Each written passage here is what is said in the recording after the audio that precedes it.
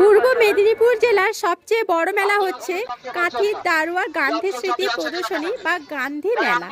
Hello friends, আমি চলে এসেছি ফাইনালি আমাদের কাঁথি শহরে দারোয়া ময়দানে।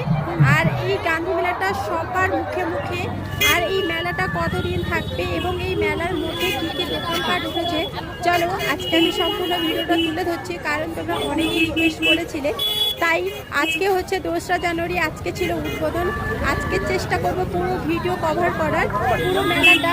আজকে যেহেতু প্রথম দিন, হয়তো সব দোকানপাট উঠেনি, বা যতটুকুন উঠেছে ততটুকুনি তোমাদের সামনে তুলে ধরবো।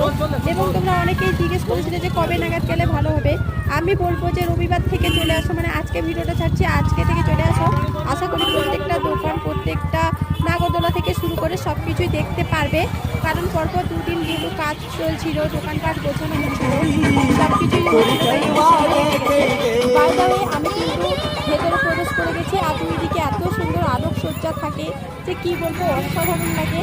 আজকে প্রথম দিন, বাট দেখতে পাচ্ছ কত পরিমাণে ভিড় হয়েছে।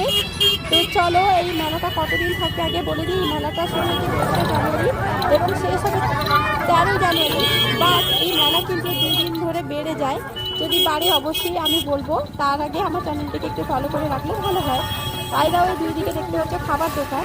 তোমাদের একটা কথা বলে দিই, হয়তো জামা কাপড়ের দোকান প্রথম দিন উঠেনি, বাট খাবার দোকান সারি সারিভাবে উঠেছে। দেখতে পাচ্ছ প্রচুর পরিমাণে খাবার দোকান, মানুষ খাবার কিন্তু খাচ্ছে।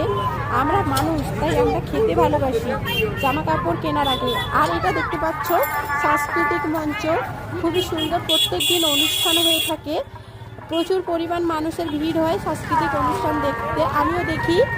বাইরে দেখতে পাচ্ছ দুই দিকে কিন্তু সাংস্কৃতিক মঞ্চ পেরোলে দুই দিকে কিন্তু দোকানপাট, অজস্র দোকানপাট আরও বসবে। বাট একটা জিনিস লক্ষ্য করো, আজকে প্রথম দিন কিন্তু এত পরিমাণে ভিড় যে কি কিছু বলার ভাষা নেই। তো চলো এরপরে আমি যাব, তোমাদের সামনে তুলে ধরবো এই গান্ধী স্মৃতি প্রদর্শনীর গেট। আর এই প্রদর্শনীর ভেতরে কি কি আছে সবটাই তুলে ধরবো।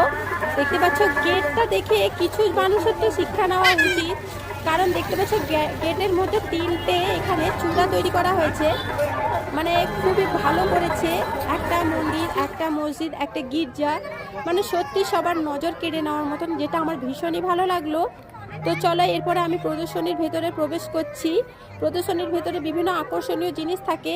আজকে প্রথম দিন হয়তো তেমন কিছু নেই, বাট এরপরে বসে যাবে আশা করি। তো চলো আমি আসবো, অবশ্যই তোমাদের সামনে তুলে ধরবো। বাট আজকে প্রথম দিন কী কী আছে দেখাচ্ছি। প্রথমে ঢুকলে যিনাকে কেন্দ্র করে এই মেলা গান্ধী স্মৃতি প্রদর্শনী, তো ওনাকে কেন্দ্র করে কিছু প্রদর্শনী এখানে তুলে ধরা হয়েছে।